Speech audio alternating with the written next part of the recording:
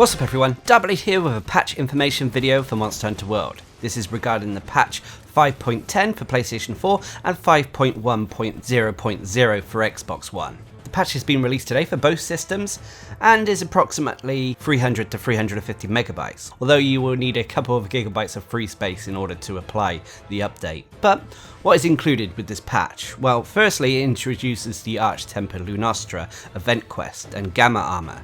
It also introduces the Sakura layered armor, which also requires Street Fighter tickets as well as Lunastra tickets, which you get from the Arch Temp Lunastra. So if you have time, quickly go upstairs to the Gathering Hub, talk to the arena lass and take on the quest Empress in full bloom. This will allow you to get the Street Fighter tickets needed for the layered armor. Remember, you've only got about 24 hours to do this, as the Autumn Harvest Festival is ending on consoles very shortly. Arch Temp Lunastra is again no joke. Being an Arch Temp monster, she is very strong, very powerful, very aggressive.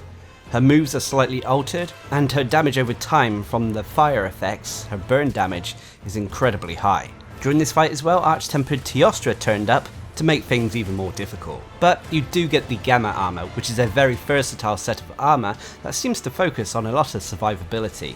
It comes with earplugs, health boost, and lots of other good stuff. I'm looking forward to making a tank build using this set. But anyway, let's move on to talk about major additions and changes that came with this update. Firstly, Capcom have re-evaluated the quest completion rewards for quests that involve Tempered Deviljho and Arch Tempered Elder Dragons. They have increased the Warped Phase Stone drop chance for all of these quests. So basically in the quests Relish the Moment, the Deathly Quiet Curtain, A Whisper of Whitemane, the Scorn of the Sun, and the Eye of the Storm, the ore that would normally drop during these quests has been replaced with Warped Phase Stones. Warped Phase Stones give you the best chance of getting some of the rarer jewels there are in the game. So this is a great change and adds replayability to these event quests.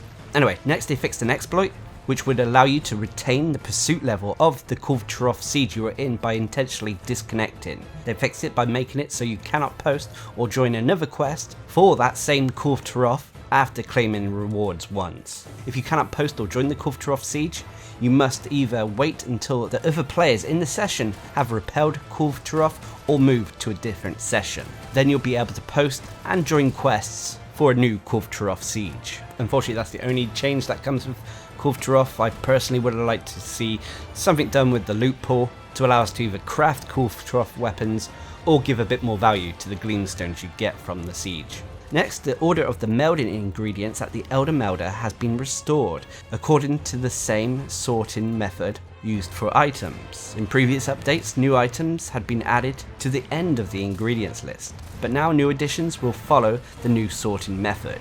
But no items have currently been removed from the current ingredient list. So that's it for the changes with the Elder Melder. I wish they had added the option to maybe meld Warped Phase Stones, but unfortunately that isn't the case. But anyway, let's move on to combat bug fixes. Now there are 4 of them. First, with the Charge Blade. They fixed a bug where if your charge action was interrupted by damage while chaining into the condensed elemental slash in order to power up your sword, the next attack will no longer mistakenly benefit from fire effects. With the dual blades, they fixed a bug where graphic and sound effects were not triggered correctly when exiting demon mode after various combos. Next, with the bow, they fixed a bug where the Dragon Piercer would fire outside of its intended range when pressing L2 or left trigger, just as you released an arrow when the camera is facing outside of the intended aim range. This bug has been a constant thorn in Capcom's side. They've tried to address it in previous updates, but it's still proving a problem.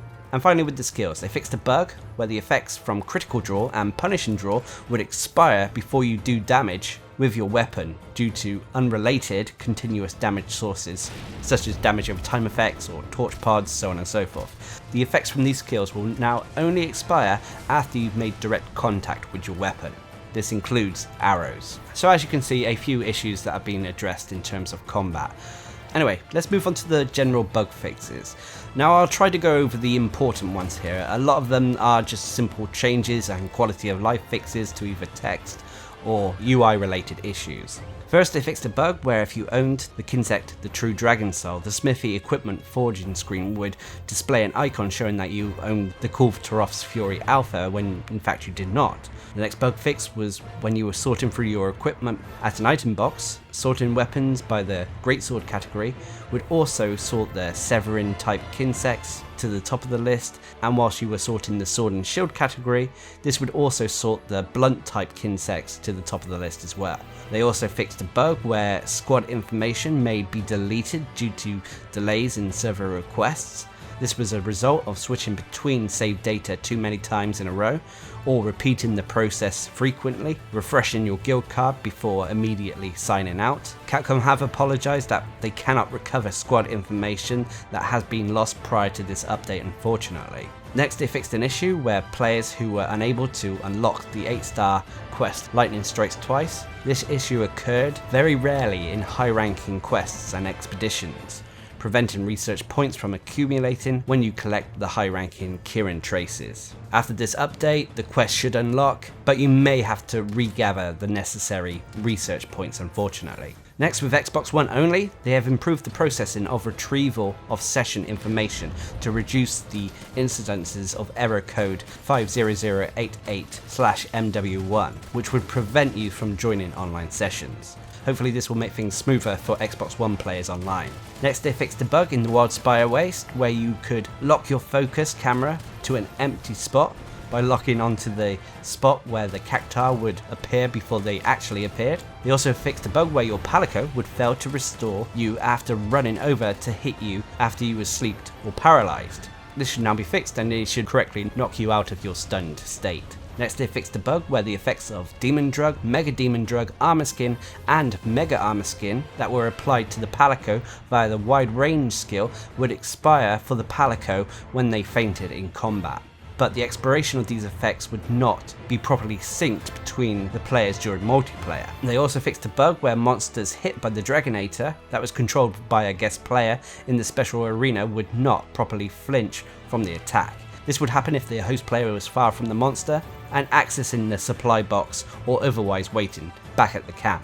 They also fixed a bug where your health gauge wouldn't properly change colour after being inflicted with poison or bleeding statuses after finishing a monster mount. They also fixed a bug where the order of your items in the item bar would change unintentionally when you were changing your equipment loadout and your items were lined up in a certain way. This should no longer occur and your items should be in the correct positions. And lastly, they fixed a bug where the female character's hair would not move properly after equipping the head armor, shadow shades, or the layered head armor for the various samurai looking outfits. There were as well some other minor bug fixes, mainly correction to text. So there we have it, those are the major changes that came with patch 5.10. Of course, if you're interested, I'll leave a link down in the description below where you can go check out the full patch notes for yourself. Overall, this patch isn't too massive, it does bring a few new quality of life changes and adds a bit of replayability to some of the event quests. Having warp face stones available from other quests is definitely welcome in my books. Also, the introduction of Arch Temp Lunastra is going to be a challenge,